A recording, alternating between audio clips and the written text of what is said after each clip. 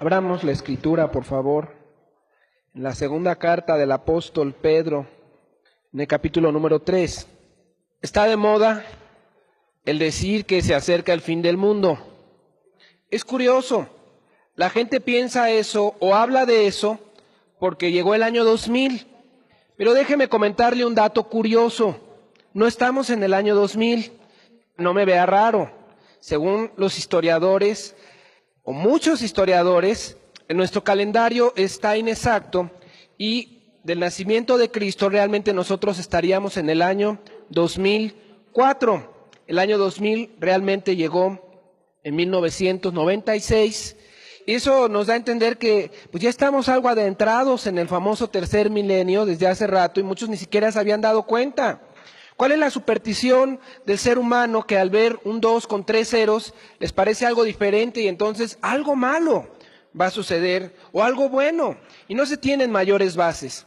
Por ello es que hoy quiero compartir bases bíblicas para pensar y para analizar, bueno, ¿estamos cerca del fin? ¿Será este año? Vamos a ver algunas verdades. Leamos detenidamente.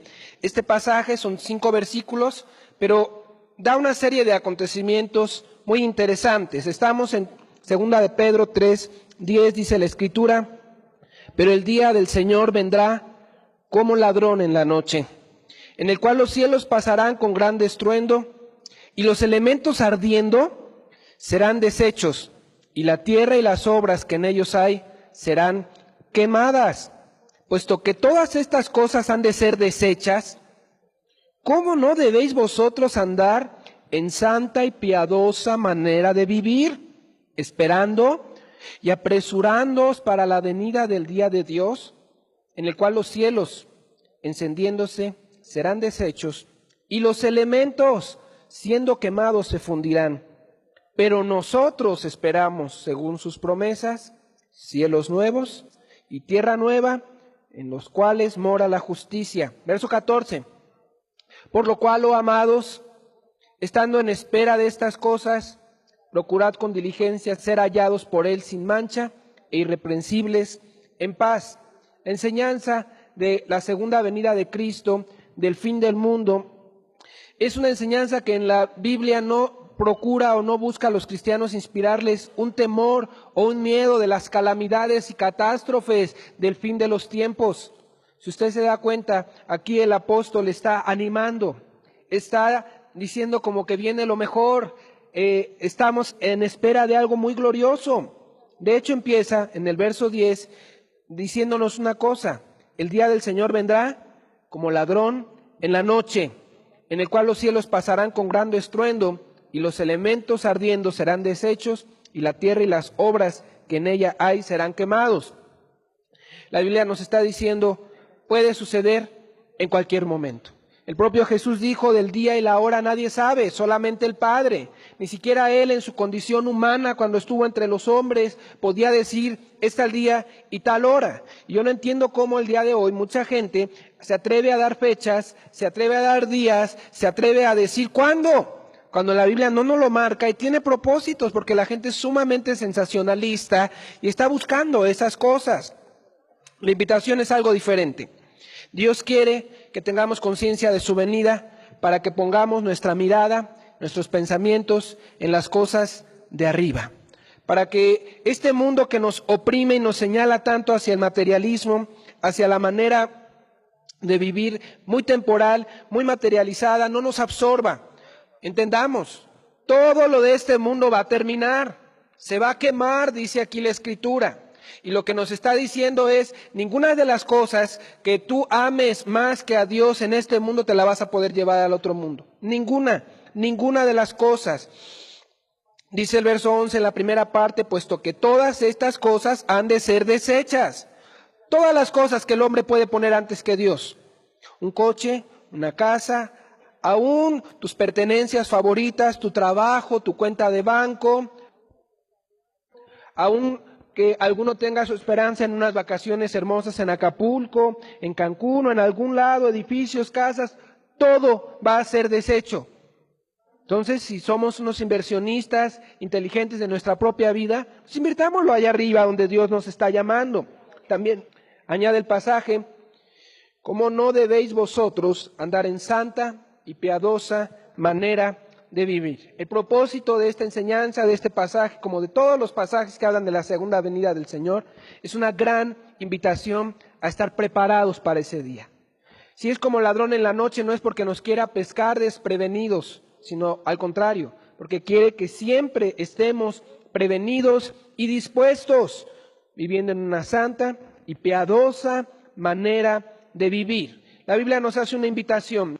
Proverbios 23:2 dice que el avisado ve el mal y se esconde, mas los simples pasan y reciben el daño. ¿Quién es un simple? Es aquella persona que lo ve todo muy superficial. Pues siempre han dicho que va a venir el Señor, no me va a tocar a mí. Son aquellos que no se quieren percibir. Pues falta tanto, quién sabe si me toque, yo estoy tan joven, me falta tanta vida en este mundo, tengo tantos planes, y esos simples, dice aquí, son los candidatos a recibir el daño. El avisado ve el mal, se esconde, previene, busca el modo. Dos grandes actitudes que la gente puede tener respecto de la pronta venida del Señor. En el libro de Amós nos describe una en la cual la gente estaba deseosa, pero no se quería preparar. Amós capítulo 5, verso 18, dice la Escritura: ay de los que desean el día de Jehová. Ese es otro punto de vista. Dios mismo maldiciendo: ay de los que desean el día de Jehová. ¿Para qué queréis este día de Jehová? Será de tinieblas y no de luz. Como el que huye de delante del león y se esconde con el oso, o como si entrara en casa y apoyara la mano en la pared y le muerde una culebra. Aquí el profeta Amós estaba señalando muy duramente a aquellos que estaban esperando aquel día, pero sus corazones no estaban entregados para con Jesús. Estaba reprendiendo la hipocresía del pueblo de Israel, que les encantaba venir en el día de reposo a las reuniones, pero que su vida no era una vida íntegra y entregada, y decía: pobrecitos de aquellos que esperan el día de Jehová en esa actitud, porque no va a ser un día de paz, no va a ser un día de luz, va a ser de tiniebla, huirán de este mundo, pero encontrarán cosas peores. En cambio, Jesús, en una enseñanza muy íntima que les da a sus discípulos, los anima a recibir ese día. Lucas capítulo 21, por favor. Dice la Escritura 27 y 28. Entonces verán al Hijo del Hombre, que vendrá en una nube con poder y gran gloria. Cuando estas cosas comiencen a suceder, erguíos, levantad vuestra cabeza, porque vuestra redención está cerca. Es un ánimo el que le da Jesús a sus discípulos. Cuando veas las señales, hoy vamos a estudiar las señales de su venida. Cuando veas que ya es tiempo, puedes tener dos actitudes. Una, preocúpate si no estás preparado. La otra, levanta tu cabeza, dijo Jesús a sus discípulos, está cerca el día. La gran pregunta: ¿y si viene hoy, estás preparado? ¿Y si viene hoy, estás preparado? Un grupo de cristianos en una ocasión contemplaban un fenómeno natural. La luna se ponía roja a causa de algunas quemas que había habido en aquel lugar. Empezaron a comentar: muy seguramente cuando Cristo venga va a ser algo semejante, porque la Biblia dice que la luna se convertirá roja como la sangre. Y ellos empezaron a animarse y a decir: Cristo viene pronto, quizás hoy. Era un gozo porque era un grupo muy íntimo de cristianos. Pero de entre ellos, una mujercita dijo: ¿y si viene hoy? Yo no estoy lista. Por favor, ayúdenme, no estoy preparada. El mismo evento, que sabían que no era real porque era una quema y se veía roja la luna, a unos provocó una cosa, a otros les provocó algo diferente. Y si viene hoy, ¿estás preparado? ¿Estás listo para cuando amanezca la luz de este mundo que es Cristo, recibirlo? ¿Va a estar tu rostro gozoso o avergonzado? Quiero exponerles a los presentes 6 señales de los tiempos del fin. 6 señales no dadas por hombres, sino por Dios a través de las Escrituras. 6 hechos o acontecimientos en los cuales Él nos deja ver su pronta venida. Repito, ni día, ni fecha, ni hora hemos de dar, pero sí quiero remarcar unas señales marcadas en las Escrituras que nos hablan de que el tiempo es muy pronto, más de lo que algunos están pensando. Iniciemos en el libro de Daniel. Daniel es un gran profeta. A manera breve, este hombre vivía en un gran cautiverio junto con todo Israel, y estando en el cautiverio dedicó periodos de su vida a la oración, al ayuno, preguntándole a Dios cuándo va a ser rescatado este pueblo. Pero parece que ahí, todo el libro de Daniel, hay una doble verdad. Viene la verdad de cuándo iba a ser liberado el pueblo de Israel de Babilonia, pero viene la verdad de cuándo iba a ser liberado el pueblo de Dios, la iglesia, de un mundo materialista y corrupto. Y se mezclan las dos verdades y habla mucho sobre el tiempo del fin. Daniel 12:4 dice la Escritura: pero tú, Daniel, cierra las palabras y sella el libro hasta el tiempo del fin. Muchos correrán de aquí para allá y la ciencia se aumentará. Pero tú, Daniel, le está diciendo Dios a un amigo muy íntimo, era Daniel, alguien que estaba muy cerca de Dios: cierra las palabras, sella el libro hasta el tiempo del fin. Muchos correrán de aquí para allá y la ciencia se aumentará. Aquí están nuestras dos primeras señales del tiempo del fin que Dios le dice a Daniel. Y de hecho le estaba diciendo: sella las palabras de este libro. ¿Hasta cuándo? Hasta el tiempo del fin. ¿Cuándo es? Cuando corran de aquí para allá y cuando la ciencia se aumente. Quizás nuestra traducción no nos deja ver brillar la primera señal. Dice: correrán de aquí para allá. La traducción hebrea dice: muchos viajarán de aquí para allá. Este siglo que acaba de terminar es el siglo de los viajes. Y te lo voy a describir a ver si tú estás de acuerdo. También tomar en cuenta que esta profecía fue escrita 500 años antes de Cristo. Eso nos va a dar también el contexto para ver desde cuándo Dios está mostrando cosas. En el año de 1900, principios del siglo pasado, se inventa el automóvil. Eso no hace que la gente viaje. Sin embargo, años después, 1914, Henry Ford hace la primera producción de automóviles en serie. Y eso hace que el automóvil, que era como un objeto extraño, como tú ves una nave espacial inalcanzable, empiece a circular por las calles de las ciudades de los Estados Unidos. Por aquella misma época, los hermanos Wright inventaron el primer aeroplano. Fue un acontecimiento comentado y dicho por todos. Eso es solo el antecedente. En el año de 1945, la compañía Ford no solamente hace un automóvil en serie, sino que hace un automóvil que puede ser al alcance adquisitivo de miles de personas y se llena todo Estados Unidos y posteriormente Europa y parte del mundo de vehículos. Ya no caballos, ya no carretas empujadas por hombres como en el Oriente, sino vehículos que empiezan a viajar adentro de las ciudades, entre ciudad y ciudad, y el acontecimiento que marca el cambio total, 1950, la Volkswagen en Alemania genera su pequeño vehículo, sedán, Volkswagen, que le llamaron aquellos el escarabajo, que llenó todo el mundo. Por donde quiera que usted va a encontrar Volkswagen, por aquí, por allá, viajando. Antes era imposible pensar que la gente podría moverse en las cantidades que se mueven el día de hoy entre ciudad y ciudad. Tiempo del fin marcado por los que viajan de ciudad en ciudad. También otro evento, 1941, aparece el avión a propulsión a chorro o el jet. Antes de eso los aviones habían sido utilizados principalmente en las guerras para bombardear al enemigo. Y era algo inalcanzable para el ser humano o para el ciudadano común. A partir de ese entonces, con el avión a propulsión a chorro, los viajes se hacen más rápidos, más económicos, se inicia lo que se llama la aviación comercial.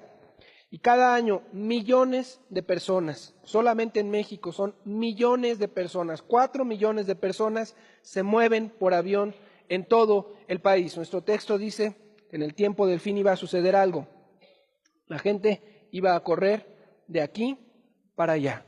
Nunca antes había sucedido algo semejante, a tal grado que hoy la gente puede ir de Nueva York a Londres, atravesar todo el Atlántico en 3 horas en un avión supersónico. Y no lo hacen una ni dos personas, lo hacen miles de personas al año, porque es algo ya común. También podemos pensar que hay aviones el día de hoy que transportan 500 personas de un lado a otro, fácilmente, volando así. Se van de un lado a otro y quizás ya no nos sorprende, pero así es lo que está sucediendo. ¿La señal cuál era? El hombre va a viajar. Cuando tú veas que los viajes empiezan a aumentar, la primera señal, el tiempo del fin. En segundo lugar, la ciencia se aumentará. Daniel 12:4, por favor. Termina nuestro pasaje diciendo, y la ciencia se aumentará. Según estudios de la Universidad de Michigan, el aumento del conocimiento o del bagaje científico en la historia de la humanidad se puede describir de la siguiente manera. De la época de Cristo al año de 1800, todo el bagaje científico se duplicó. Solamente se multiplica 2 veces, de Cristo a 1800. Muchas cosas y problemas hacían que estuviera detenida la ciencia, la investigación, que la gente se dedicara a este tipo de manera de vivir, que es investigar, buscar nuevos conocimientos. Pero aquí viene un boom o una explosión, un cambio total. Del año de 1800 a 1900 se vuelve a duplicar el conocimiento científico. Lo que antes había sucedido en 1800 años, en solo 100 años se vuelve a duplicar. La revolución industrial, entran intereses económicos, se despierta un gran auge al conocimiento. Después, este siglo que acaba de pasar fue tremendo, de 1900 a 1950, según la Universidad de Michigan. Ahora en la mitad del tiempo se vuelve a duplicar todo el conocimiento. De 1950 a 1957, ahora en vez de 50 años, solo 7 años, se vuelve a duplicar. Y luego de 1960 a 1962, en solo 2 años, se vuelve a duplicar. Y se calcula que a partir del 62, cada 2 años, el conocimiento científico se duplica, se duplica, se duplica, y es probable que en estos momentos sea cada año o 2 veces por año, porque es increíble la cantidad de gente dedicada a la investigación, al conocimiento de nuevas tecnologías. Investigan cada cosa que era antes algo sencillito, la ciencia se está multiplicando, multiplicando, multiplicando y multiplicando. Por ejemplo, podemos pensar que en el 69 que llega el hombre a la luna, todo el mundo estaba impresionado, todas las televisiones se prendieron, todas las personas estaban al tanto, muy probable muchos de los presentes estuvieron viéndolo. Hoy el hombre viene de la luna, mandan sus naves espaciales para Marte, las están mandando para Júpiter, y la gente ya ni siquiera le interesa, de tan normal y común, pero estamos viviendo una explosión científica que no tiene precedentes. Se está multiplicando la ciencia grandemente. Ahora tenemos un teléfono celular que no tiene muchos años de aparecer. Podemos ver nosotros televisión vía satélite que nos describe hechos que suceden en el mismo momento del otro lado del mundo. Hay televisiones de pulsera. Actualmente, por medio del Internet, usted puede enterarse de lo que quiera, cuando quiera y en donde quiera. Y en su propia casa tiene usted un aparato vía satélite a todo el mundo, que usted lo puede controlar por sí mismo. Son cosas que a lo mejor ya no nos impresionan, pero verdaderamente nos marcan el increíble avance de la ciencia. Ahora hacen operaciones quirúrgicas sin necesidad de abrir a la persona. Le hacen a usted un par de hoyitos y le quitan y le ponen allá adentro todo lo que antes era todo un evento para cualquier persona. Es increíble pensar en ello. Es increíble pensar que a una persona en una sala de operaciones en cualquier país le abren el pecho, le levantan los huesos, le sacan el corazón, lo conectan a la persona a una máquina, arreglan aquel corazón, le ponen lo que le faltaba, lo regresan, lo cierran y el que sigue. Es increíble pensar en ello. De veras, es increíble. Déjeme mostrarle un ejemplo, a ver si ahora sí lo impresiono, porque ya está difícil que nos impresionemos. Vamos a poner en la pantalla la segunda imagen, por favor. En la pantalla les presento una intervención quirúrgica, una operación más. Solamente que en esta ocasión están operando un bebé que tiene 5 meses en el vientre de su madre. Detectaron los médicos que su espina dorsal venía bífida, o sea que estaba partida, y que eso iba a ocasionar que el niño naciera mal, quizás con un problema cerebral. Y lo corrigieron antes de nacer, a los 5 meses. Este niño ya nació a finales del año o siglo pasado. Y ustedes pueden ver en la pantalla que está el doctor poniendo sus manos alrededor de la placenta y sale la mano del bebé. Es un chiquitito que ven ahí, la mano del bebé de 5 meses, tomando al doctor. ¿Verdad que ha aumentado la ciencia? Ha aumentado de una manera impresionante. Podemos poner muchos ejemplos de cómo ha aumentado la ciencia. pero no, como que nos llama la atención porque como que la cápsula del vientre materno era algo inalcanzable. Ahora operan al bebé adentro de su madre, nace perfectamente y se evita un tremendo problema de salud, que no pasará pronto entre nosotros. Ponemos la primera gráfica. El ser humano actualmente ya viaja de tal manera al espacio que los japoneses están preparando vacaciones en la Luna. Pronto están por lanzar el proyecto, que seguramente no será alcanzable para mucha gente, ¿verdad? Pero están preparando ya el proyecto, están pensando que no es algo muy lejano, que va a ser muy atractivo y que les va a dejar muchos réditos, y por eso es que lo están preparando. Pronto el hombre a la Luna. La ciencia se ha aumentado. Ahora, ¿por qué estoy mencionando eso? Porque estamos leyendo en el libro de Daniel que cuando veamos que la ciencia se está aumentando sin precedentes, es la señal, es el tiempo del fin. Levantemos nuestra cabeza, Cristo viene, o llénate de vergüenza si no estás preparado. Vayamos ahora a varias señales que nos marca el Señor Jesús. Evangelio de Mateo, por favor, en el capítulo número 24. Para aquellos que les gusta estudiar en casa después de que aquí exponemos, todo el capítulo 24 nos habla de la segunda venida de Cristo. Si usted quiere estudiarlo, yo le sugiero Mateo 24 y 25. En él se nos describe por parábolas, por enseñanzas directas, por labios del Señor Jesucristo, cómo va a ser esta venida. Nos invita a prepararnos, nos invita a no dormirnos, nos invita a dar buenas cuentas delante de Él en su segunda venida. Pero particularmente en los primeros versos de este capítulo nos habla de algunas de estas señales. 24 verso 3 dice la Escritura que estando Él, nuestro Jesús, cuando vino a la tierra, sentado en el monte de los olivos, los discípulos se le acercaron aparte diciendo, dinos, ¿cuándo serán estas cosas? ¿Y qué señal habrá de tu venida y del fin del siglo? Me detengo por un momento para contextualizar lo que estoy leyendo. Los discípulos le presumían a Jesús el templo. Para un judío de aquel entonces, el templo que habían construido era eterno. Por eso es tan impactante la respuesta de Cristo. Para ellos, lo que habían construido era tan hermoso y significaba tanto que se lo presumían.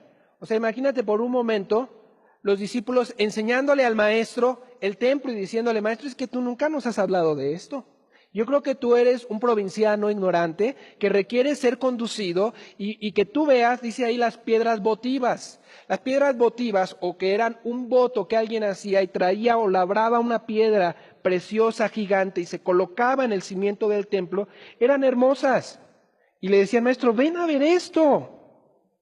Y yo creo que Cristo no se aguantó al ver lo terrenal que eran sus discípulos, al ver lo temporales que eran sus mentalidades. ¿Qué nos diría el maestro con algunos de nuestros comentarios y gustos? La gente en Israel se sentía tan orgullosa de su templo que la gran acusación contra Cristo era, este hombre va a destruir el templo. Ese era su miedo. Y si usted analiza esas declaraciones, era, este hombre va a destruir el templo y la nación. O sea, ese templo era el símbolo nacional. Entonces el Señor Jesús se le ocurre decir, ven esto, no va a quedar piedra sobre piedra, todo va a ser destruido. No lo creían, quedaron impresionados. Pero no solo el templo de Jerusalén, el centro de esta ciudad también, este mismo edificio, tu casa, todos los elementos ardiendo serán destruidos, leímos. Pero cuando a Jesús se le ocurrió decir, este templo, todos quedaron temerosos e impresionados, porque para ellos aquel templo era eterno. Entonces, los discípulos no se atreven a decir nada, quizás hasta voltearon para que nadie oyera lo que el maestro acababa de decir, y estamos en Mateo 24, verso 3, tiempo después, sentados en el monte de los olivos, ya muy privadamente, los discípulos se le acercan aparte, diciendo, dinos, ¿cuándo serán estas cosas? ¿Y qué señal habrá de tu venida y del fin del siglo? Ve nuevamente la eternidad que le daban al templo. El día que se acabe este templo, se acaba el mundo, decían ellos. ¿Qué mentalidades tan humanas tenemos? Es que Él es mucho más que una construcción, un edificio, una ciudad, un imperio. Se creía que Roma era la ciudad eterna y que el imperio romano nunca iba a terminar. Se acabó. Se acabó. El ser humano se acaba. Él nunca, nunca se va a acabar. Verso 4, por favor. Entonces Jesús respondiendo les dijo, mirad que nadie os engañe, porque vendrán muchos en mi nombre diciendo, yo soy el Cristo, y a muchos engañarán. La primer enseñanza que Jesús les declara al hablar del fin del mundo es una advertencia. Mirad que nadie os engañe. Él estaba leyendo y sintiendo la gran curiosidad de los discípulos por saber acerca del fin del mundo. Él vio la ceremonia que ellos habían hecho para hacer su pregunta. Un lugar aparte, un momento aparte, muy cercanamente. Dinos, maestro. Vio ese morbo en ellos. Uso esa palabra para que entendamos lo que leyó el maestro. Y él sabe que el ser humano tiene esta inquietud. ¿No son las grandes inquietudes filosóficas del hombre? ¿De dónde venimos? ¿A qué venimos? ¿A dónde vamos? ¿Cuándo se va a acabar esto? Y al ver ello, el Señor Jesús nos deja ver una gran verdad. La gente, los líderes falsos, van a comerciar, van a utilizar y a manipular estas verdades del fin de su venida para engañar a las personas, para destruir la fe de la gente y para hacer que la gente les dé provecho terrenal a ellos. Por ello, su primera respuesta del fin del mundo, o sea, vienen 2 capítulos enteros de enseñanza, pero lo primero que les dice es, mirad que nadie os engañe. Primera enseñanza. Entonces tenemos aquí descrita nuestra tercera señal del fin del mundo. Falsos cristos. Personas que digan que vienen de parte de Dios a darnos la salvación. Personas que se autodeclaren los Mesías o los Redentores. Dice por favor el verso 5, porque vendrán muchos en mi nombre, diciendo, yo soy el Cristo, y a muchos engañarán. Es importante también ver que en el verso 4 les dice, mirad que nadie os engañe. No les dice, vean que no engañen a los de afuera. Es una plática íntima y Jesús les dice a sus discípulos, tú también puedes ser engañado. Tú también puedes ser seducido, porque te estoy viendo que te interesa más cuando se acaba ese edificio a cuando tu corazón está entregado a lo eterno. Fíjate muy bien. Y es que actualmente todo mundo dice tener la salvación. ¿Quién es un falso Cristo? No lo vamos a hacer muy complicado. Aquel que te promete una salvación, pero no te la da. Cualquier religión humana es un falso Cristo. Ya no esperes ver al falso profeta seguido de multitudes hablando barbaridades contra Cristo. Cualquiera que te ofrece una salvación y no te la da, ese es un falso Cristo. Por eso yo no le ofrezco la salvación, yo le digo quién se la puede dar. Se llama Jesús, Él es el Salvador de cualquier ser humano. Las religiones institucionalizadas son falsos cristos, porque ninguna religión salva al ser humano. Jesús es el Salvador. La palabra Jesús significa en hebreo Jehová salva. Dios es Salvador. Solo Él, porque no hay otro nombre dado en el cielo en el cual podamos ser salvos. Jesucristo. Eso dice la Biblia, porque Él dijo, yo soy el camino, yo soy la verdad, yo soy la vida. Nadie viene al Padre si no es por mí. Solo Él da la salvación. No la tiene que buscar usted en un hombre, en una institución. Por ello, la gran cantidad hoy de gente que se levanta y dice, yo soy el Cristo el Salvador, es verdaderamente una señal del fin del mundo. Solo algunos ejemplos para los presentes. Por ejemplo, muy conocido en los últimos años, David Koresh, que se levantó en Texas, en la ciudad de Waco, y que le dijo a todos sus seguidores, yo soy el Cristo, el Mesías. La gente le creyó y se dejó conducir a la muerte junto con él. Personas como Jim Jones, que su grupo terminó en Guyana, con más de 900 personas en el templo del pueblo, murieron a manos de una persona que decía, yo soy el Cristo. Ejemplos, Roberto de Greenstone fundó junto con su esposa Marianne en Inglaterra la Iglesia del Proceso del Juicio Final. Y en 1965, en San Francisco, se apropió el título del Cristo.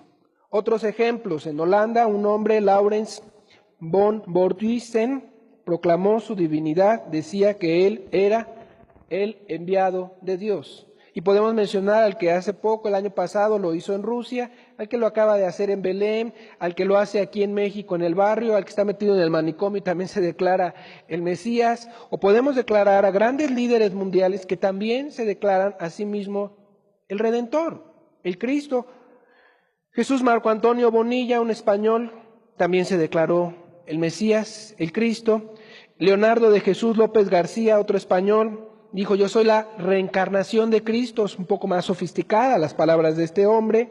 Podemos ver nosotros figuras como el reverendo Sun Myung Moon, el líder de los Moonies. Este hombre se declara a sí mismo el Cristo y a su esposa la declara la madre de la humanidad. Y la gente lo sigue por multitudes, particularmente los jóvenes. El fundador de los Niños de Dios, una secta que también trabaja en nuestro país, Moisés David, también se proclamó el Cristo. Por donde quiera se declaran: yo soy el Cristo, yo soy el Cristo. Ahora, estas son imitaciones muy vulgares, ¿no? De decir, pues yo soy el Cristo. Si un servidor les dice yo soy el Cristo, pues lo más seguro es que se carcajeen y que el próximo domingo tengamos vacío el lugar. Por lo menos eso espero yo. Es muy vulgar eso, pero es una señal. Muchos vendrán en mi nombre diciendo: yo soy el Cristo. Discúlpeme, hace 30 o 40 años nadie se atrevía a decir esto. No, nadie. No era común. Hoy sí, y lo hacen por multitudes, por donde quiera, y la gente dice: Él se dice el Cristo, muchos lo siguen, muchos lo señalan, pero lo que a nosotros nos debe llamar la atención es una señal que Cristo dijo sobre el fin del mundo y su venida. Siguiente señal, Mateo 24, verso 6, y segunda parte del 7, vamos a leer solamente: oiréis de guerra y rumores de guerra. Palabras de Cristo. Oiréis de guerra y rumores de guerra. Algunos dirán: siempre han existido las guerras. Otros dirán: en otros tiempos había más guerras. En el Museo Imperial de Guerra en Londres, Inglaterra, cualquier visitante se sentirá intrigado al ver un reloj contador muy interesante, muy especial.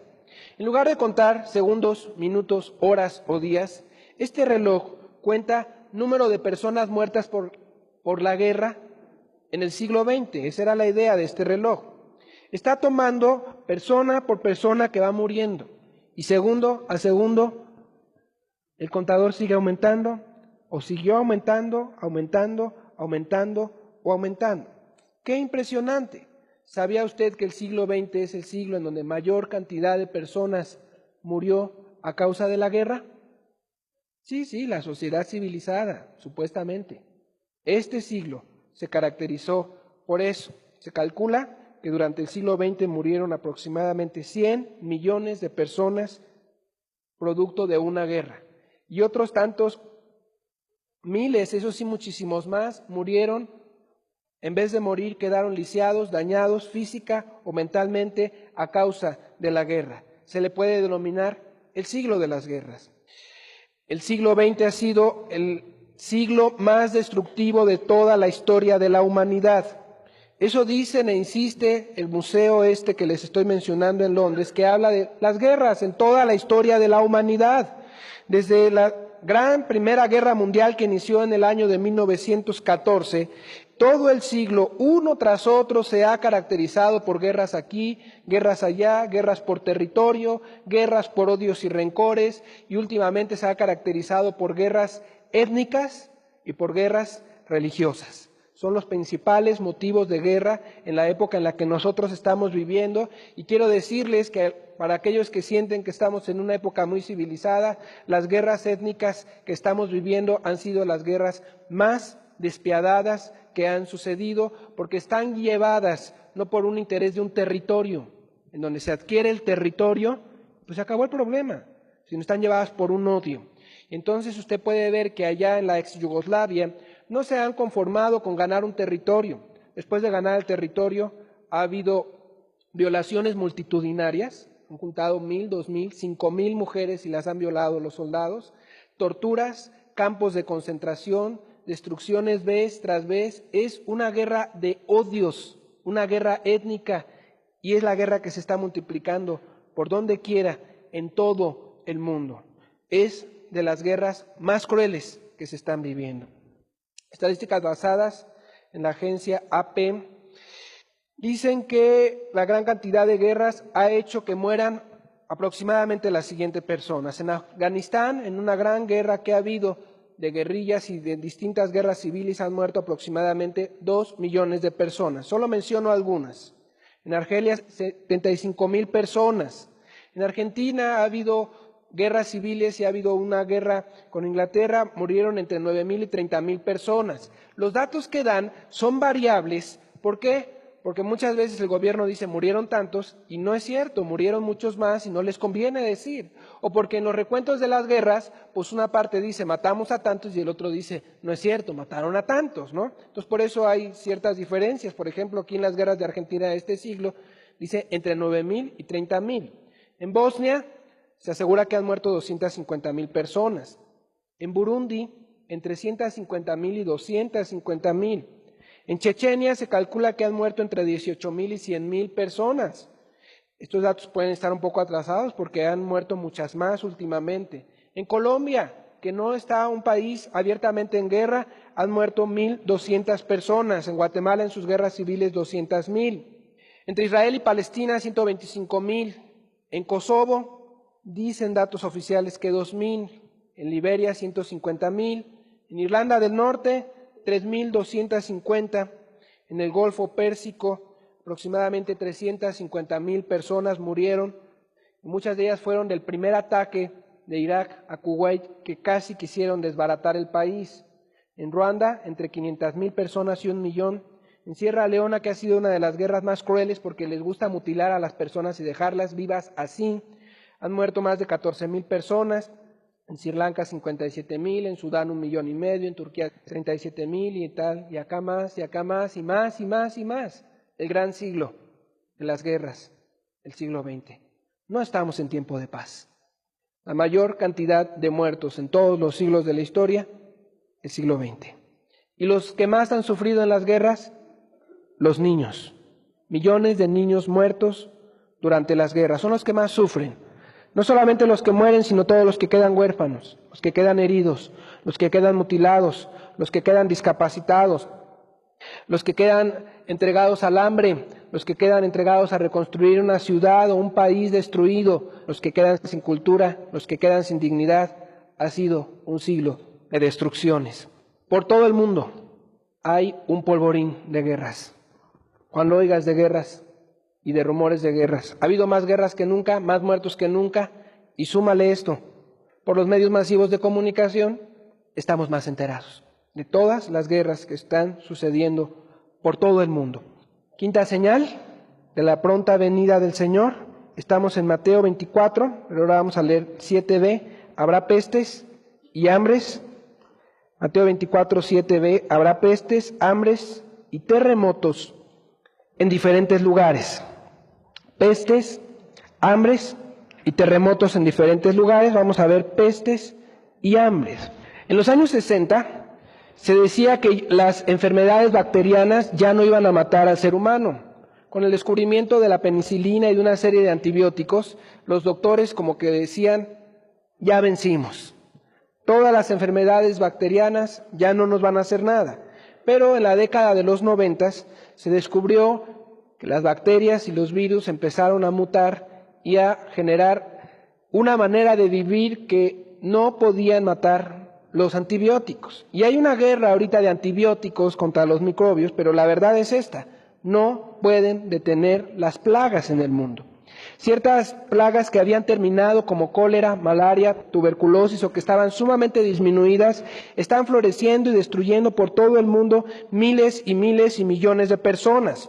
No solamente eso, sino que enfermedades como el SIDA están haciéndole ver al mundo que la ciencia no puede con las pestes y con las enfermedades. Es el dolor de cabeza de los científicos. Llevan ya 2 décadas luchando por encontrar una vacuna, incluso ahora ya ni siquiera saben si es una enfermedad viral el SIDA o si es producto de una manera de vivir. No saben ni qué es, ¿Cuándo encontrarán la vacuna contra esta enfermedad? Bueno, pues cuando el hombre dijo, ya controlamos las plagas del mundo, resurgen, invaden, empiezan a matar otra vez multitudes. Cuando veas todas estas señales juntas, es el tiempo del fin. Habrá, dice, pestes y hambres. Expongo hasta ustedes uno de los miles y millones de niños desnutridos que hay por todo el mundo. Una de las principales causas, la vemos abajo, es la falta de agua en muchas regiones y la mala distribución de los recursos por todo el mundo. Se calcula, hablando también de hambre, que en el mundo hay aproximadamente 790 millones de personas que sufren una crónica desnutrición. A ver, leamos despacito. 790 millones de personas tienen hambre, de tal modo que están sufriendo una crónica desnutrición. Según las Naciones Unidas, esta hambre va en crecimiento, no está disminuyendo, está aumentando. Y no por falta de alimentos, sino por una pésima distribución de los recursos a nivel mundial. Se calcula que el 16% de la población mundial está consumiendo el 80% de los recursos y bienes mundiales. El 16% se come, se alumbra, se transporta, disfruta lo que es el 80% de los recursos mundiales.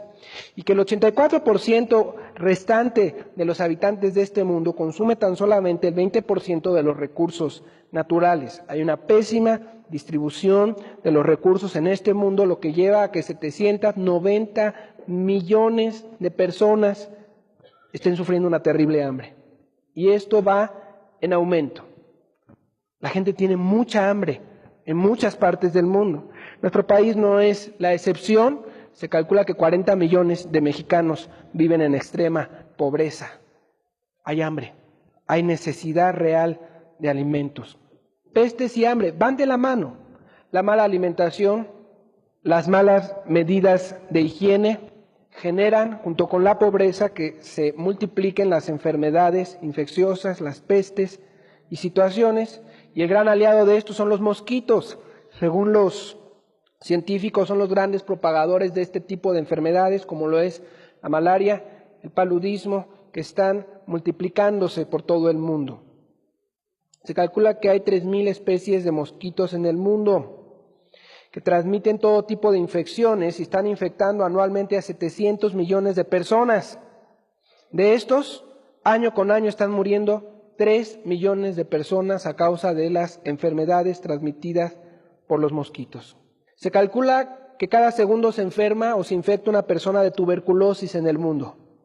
Cada segundo una persona se infecta de tuberculosis. Alrededor de 1 millón de personas están infectadas tan solamente en Asia de SIDA. Y si a esto le sumamos todos los que están en Norteamérica, que son los campeones, en Centroamérica, en Brasil, en México, millones y millones de personas están infectadas por el VIH o por el SIDA o el síndrome de insuficiencia.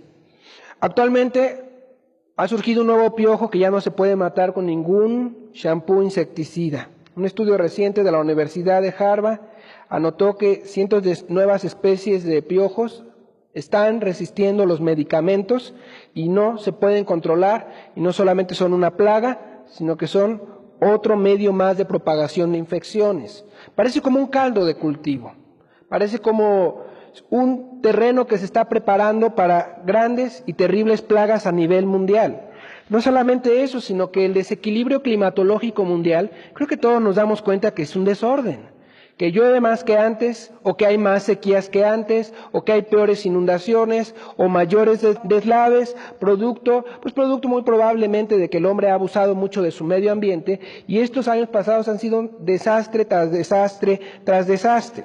Según los estudiosos, la temperatura de la Tierra ha aumentado en general. Se calcula, según mediciones que han tomado en el Polo Norte y en distintas partes de la Tierra, que la Tierra se está calentando. Y entre todos los desastres que nosotros vemos, como son sequías más prolongadas o lluvias más intensas, también lo que esto genera es la posibilidad de que se generen y vivan más microorganismos para infectar a los seres humanos. Nuevamente es el terreno o el escenario que se está poniendo para la propagación de pestes, infecciones, plagas. Parece, cuando usted lee el libro de Apocalipsis, que sería el otro gran libro para leer acerca del fin, si usted es sensible, se va a dar cuenta que muchas de esas desgracias, muchas de estas plagas, muchas de estas situaciones tienen un propósito, como es que sacudir la seguridad del ser humano para que veamos algo allá arriba. Como decir, este mundo pues está muy bonito, pero es temporal. Esta vida que tengo puede hacer que no es la definitiva. Y hay pasajes tremendos en Apocalipsis que dice que se destruye la tercera parte de la tierra y el hombre no quiere arrepentirse, sino que maldice y blasfeme a Dios. La gente se va a hallar tan aferrada a lo material, tan aferrada a esta vida temporal, porque es temporal para todos. Siempre ha sido temporal en este mundo, que se van a atrever a maldecir a Dios porque les quita un poquito de su tiempo aquí, en lugar de voltear, de buscar, de acercarse, de decir necesito la ayuda. Sexta señal, Mateo 24, en el verso número 7. Dice que va a haber terremotos en diferentes lugares. Según las estadísticas de los Centros Mundiales de Terremotos, el año de 1999 fue el año de mayor cantidad de terremotos. Algunos dicen, no, lo que pasa es que ahora estamos más enterados. Bueno, según los estudiosos, 1999 fue el año de mayor cantidad de terremotos a nivel mundial. Puedes decir cualquier causa, la que tú quieras, que si se está enfriando el centro de la Tierra, que si las bombas nucleares que aventaron en la India, que si la de la China, puedes decir que si la sustracción de petróleo, que lo hacen en unas cantidades impresionantes, está haciendo que se remueva la Tierra. Yo no sé por qué. Lo que yo sé es que la Biblia dice que cuando haya terremotos en distintos lugares, es una gran señal del tiempo del fin. 1999, el año de mayores terremotos. Colombia, India, Turquía, Taiwán, aún en México sufrimos terremoto. California, por todo el mundo, 20,000 personas murieron el año pasado, según los registros oficiales, a causa de distintos terremotos que hubo por todo el mundo. Heridos, damnificados, pérdidas de hogares, cuestiones sumamente tristes. Solamente en Turquía se reportan 16,000 personas que murieron. Yo no sé si usted vio las gráficas del terremoto de Turquía, pero es que la ciudad se vino abajo. Aquí en México, estados como Hidalgo, donde nunca había temblado, tembló y se destruyeron casas, fueron conmocionadas poblaciones. ¿Por qué? Es una señal, como que Dios quiere agarrarte, una sacudida, a ver si despiertas y comprendes, o como diría otro pasaje, la misma tierra vomita a sus pobladores, ¿a causa de qué? A causa de sus pecados. Así dice un pasaje de la Biblia. La misma tierra dice, este mundo se hizo perfecto y tú con tus maldades lo estás destruyendo. ¡Ya! Donde quiera nos lo grita. Un pequeño recuento. 1999, los siniestros de sismos por toda la tierra. Cada puntito que ves tú ahí son los grandes sismos. Año con año ocurren miles de sismos que la gente no percibe, pero estos fueron percibidos, causaron desgracias, fueron grandes sismos. Tenemos el 7 de septiembre, Atenas, Grecia, magnitud 5.5, 30 personas muertas. 17 de agosto, Siria, magnitud 5.8, no hubo heridos. 23 de agosto, Turquía, magnitud 7.4, se reportan 16,000 muertos. Y muy probablemente fueron muchísimos más porque fueron poblaciones rurales en donde no es fácil llevar conteos. 25 de marzo, montañas de Kumaon en la India, 57 muertos. 21 de septiembre, Taiwán, magnitud 7.6, miles murieron, decenas de miles sin hogar. 25 de marzo, Hong Kong, no hubo heridos. 16 de octubre, California, magnitud 7.0. 30 de septiembre, México, magnitud 7.5, hubo 29 muertos. 26 de enero, Colombia, magnitud 6.6. 930 personas murieron, 4,000 heridos, 250,000 damnificados. Y estos son algunos solamente. El registro importante.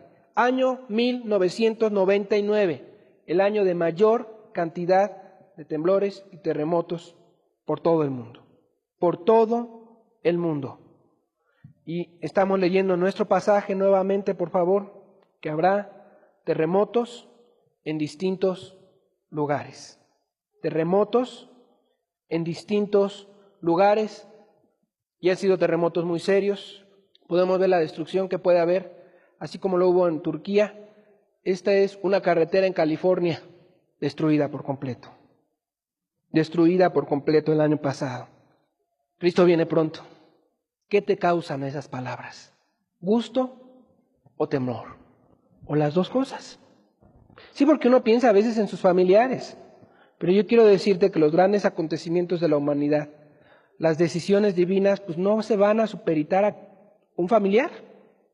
Cristo viene pronto. En el primer pasaje que leímos en Pedro, como ladrón en la noche. Pedro le estaba escribiendo a la iglesia, a una iglesia santa, a una iglesia pura, y les decía, te puede pescar desprevenido.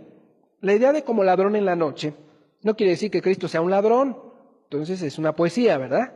Y si dice como ladrón en la noche, nos da a entender la actitud o la sorpresa. Los ladrones vienen o buscan venir cuando tú no estás preparado. Si no, no te van a robar nada. Él viene así, cuando las personas no estén preparados. Mateo 24, verso 8, después de leer estas 4 señales de Mateo 24, Jesús termina diciendo, todo esto será principio de dolores. Esto va a ir aumentando, las pestes, el hambre. Para que me entiendas mejor, la traducción griega dice principios de dolores de parto. O sea, las guerras se van a intensificar, el hambre se va a intensificar, la peste se va a intensificar, así como los dolores de parto que empiezan primero espaciados 3 veces al día, luego cada hora y finalmente 3 cada 10 minutos, así va a ser. Nada más que no se va a alumbrar un hijo, va a venir Cristo por su iglesia de una manera gloriosa. 6 señales, viajes, ciencia, falsos cristos, que irán en aumento, por cierto, para que tengamos todos cuidado. Guerras, pestes, hambre, terremotos, son las grandes señales que nos hacen ver, si no nos dan día, hora, fecha, si nos muestran la cercanía del evento.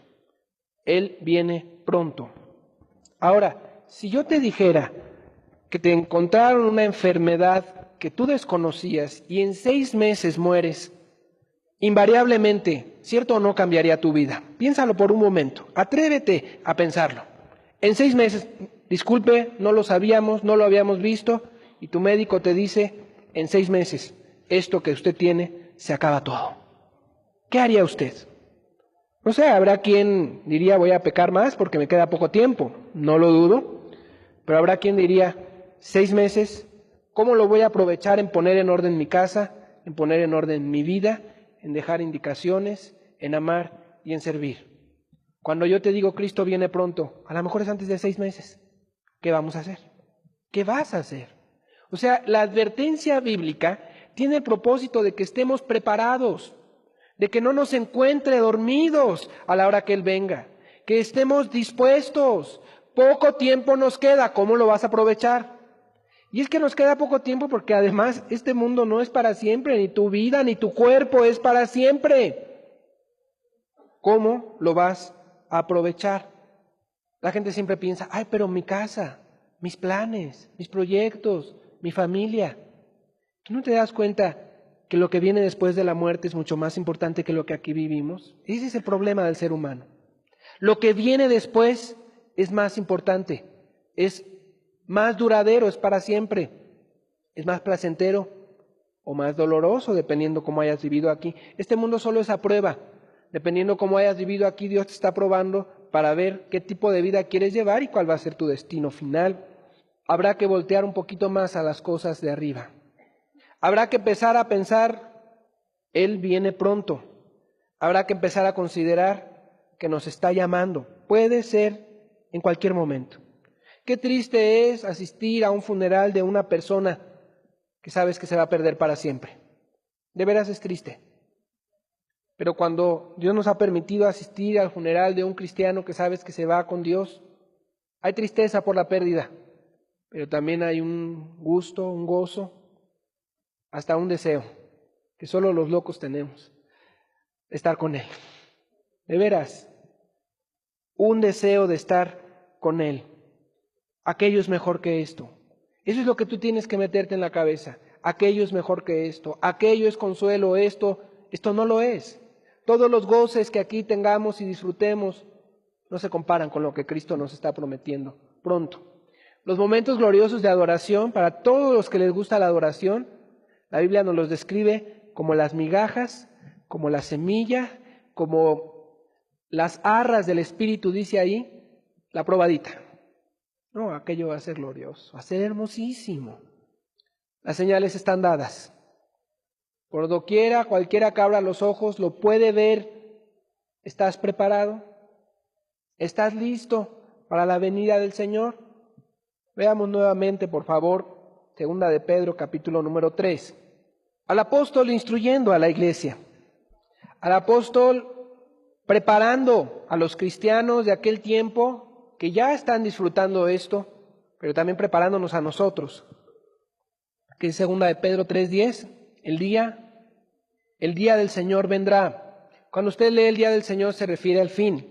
Cuando usted lee el día de Jehová, cuando usted lee aquel día, es una sola cosa, el día grande y terrible, es un solo evento. Por así decirlo, es el día que está esperando Dios. Por eso está mencionado el día, es el día de Dios. El día del Señor vendrá como ladrón en la noche, sorpresivamente, en el cual los cielos pasarán con grande estruendo, y los elementos ardiendo serán deshechos, y la tierra y las obras que en ella hay serán quemadas.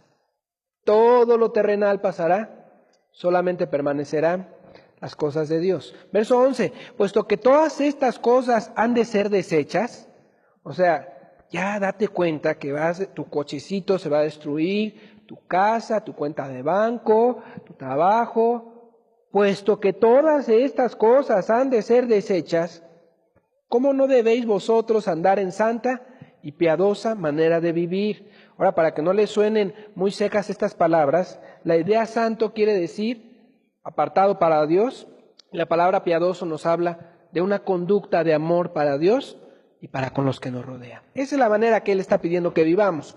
Verso 12, esperando y apresurándoos para la venida del día de Dios. Esperando dice primero, y luego dice apresurándoos. O sea, yo ya estoy listo. Un servidor ya está listo. Luego digo, Señor, mis hijos, pero Él sabe. Yo ya estoy listo.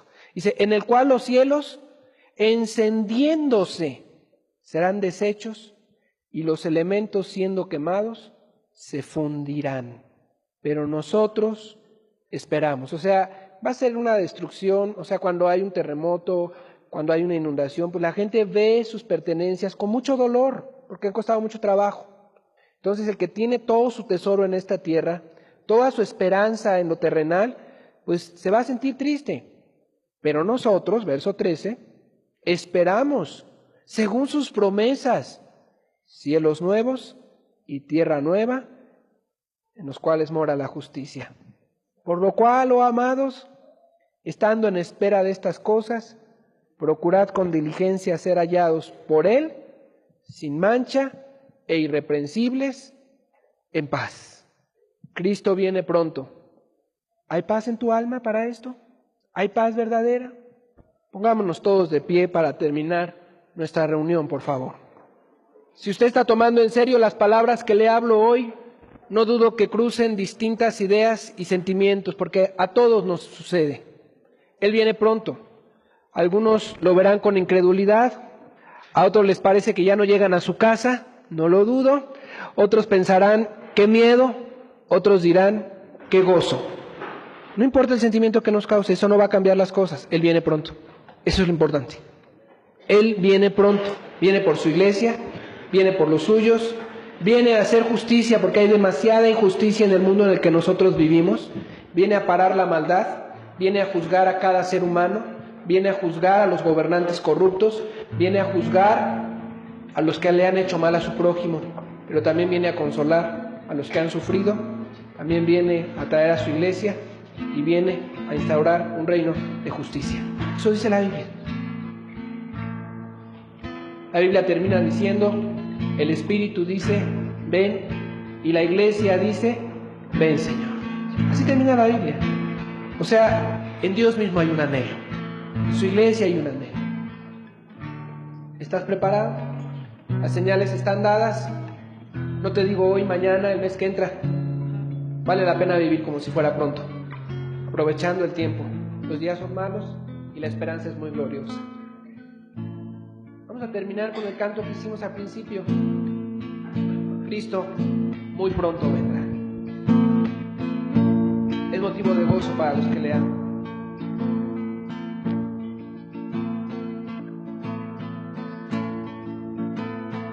Notas alegres cantar y con fervor proclamar esta gloriosa verdad. Cristo muy pronto vendrá. Viene otra vez, viene otra vez, tal vez al amanecer, tal vez al anochecer. Viene otra vez, viene otra vez.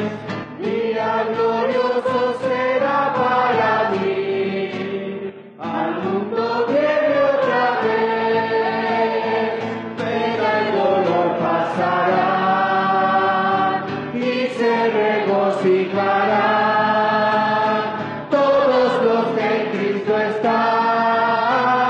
Cuando regrese el Señor, viene otra vez, tal vez al amanecer o tal vez al anochecer, viene otra vez, viene otra vez. Día glorioso será para mí. Al mundo viene otra vez. Notas alegres cantar y con fervor proclamar esta gloriosa verdad. Cristo muy pronto vendrá. Viene otra vez.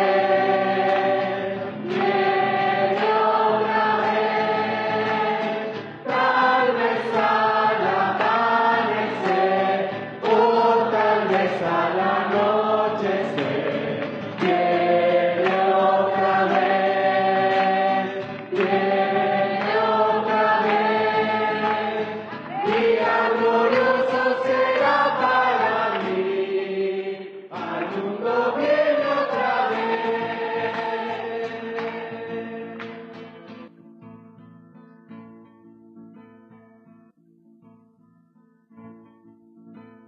Padre, permite que estemos percibidos de lo que viene. Padre, que cada uno de los presentes pueda tener esto en cuenta, Señor, para estar preparados, Señor. Pedimos por aquellos que no han puesto su corazón en las cosas de arriba, Señor.